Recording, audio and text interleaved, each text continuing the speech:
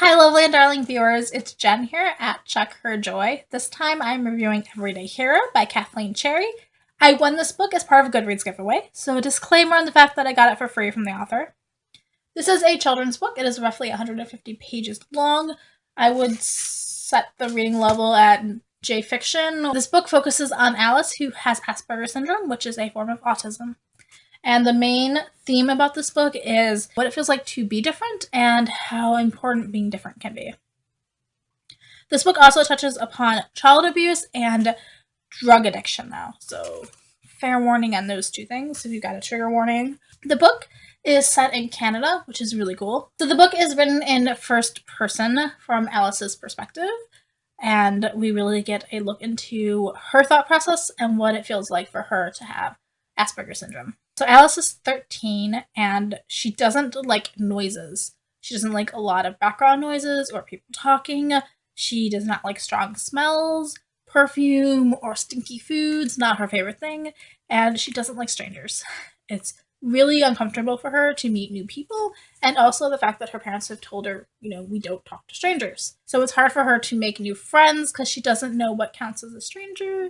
Like when you meet someone new, they're a stranger, and so being around people she's not sure about, it makes it hard for her to make new friends. She also doesn't get social interactions, like registering what emotions people are having and just how the rest of the human race interacts with each other. It's not her strong suit. She really loves rules. Like if you can tell her a rule, like this is how it operates and stick to it and do this, don't do that, she loves it. And I really love that part of Alice.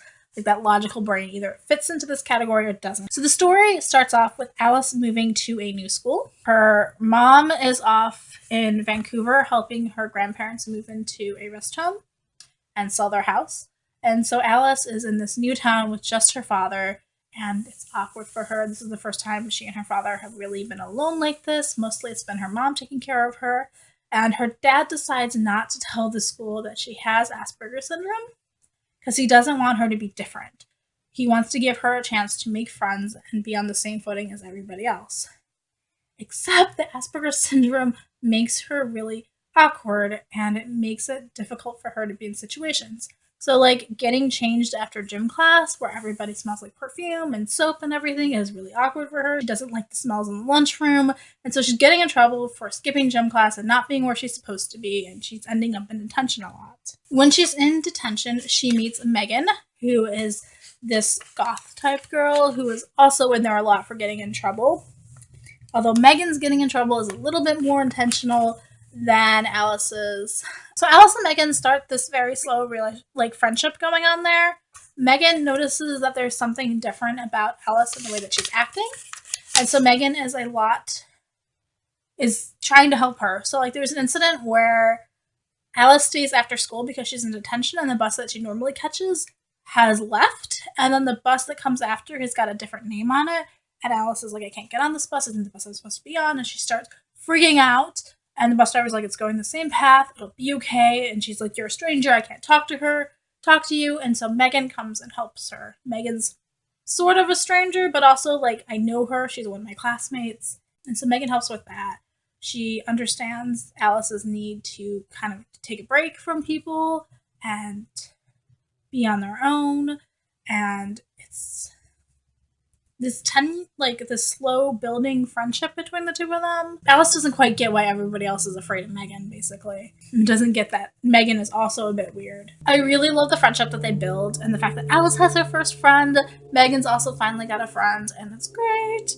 I love the two of them. That is one of the best parts of this book. So Megan's great because she isn't very noisy. She doesn't talk a lot. She's perfectly fine with sitting and just being around somebody.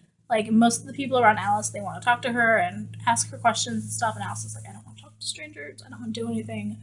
But Megan is comfortable just being in the same place as her, and then slowly they start talking about stuff. Also, Megan doesn't smell a lot. A lot of Alice's classmates, not that they have body odor, but they wear perfumes and soaps that smell strongly, and Megan doesn't do that. So that's also a comfort zone for Alice. So Megan's home life is really bad, and we slowly start to see this through Alice's perspective because Alice doesn't quite understand what's happening, so she doesn't quite piece together. As us reading it, it's pretty obvious that something is going on in Megan's house, that she doesn't have a lot of friends outside of Alice. Megan invites herself over to Alice's house, and Alice is like, is this normal? Is this what normal kids do? Do we have hangouts? Do we have sleepovers? Okay, if that's what normal people do, let's do it. Because Alice is all about trying to be normal. That's what her dad wants, is for her to be normal. And so it's pretty obvious that there is something wrong at Megan's house, and the book culminates with Megan trying to run away. And Alice being like, hey, we're not supposed to run away. We're supposed to stay with our family. You're not supposed to be on your own. Friends are supposed to help friends. And so Alice goes after Megan and tries to stop her. And they end up going to Vancouver. I love this book. I really love Megan and Alice's friendship and relationship and how it develops, the way they get along with each other, the way that Megan just kind of gets Alice. And also just the experience of Alice having her first friend and everything, the first person she gets to hang out with. It's also really cool that Alice is brave enough to overcome her other things about, like, not talking to strangers. But she has to leave also. She doesn't tell her dad that she's going after Megan, and how she handles that so that it still is okay with her and her Asperger syndrome, but also is doing what she thinks is right.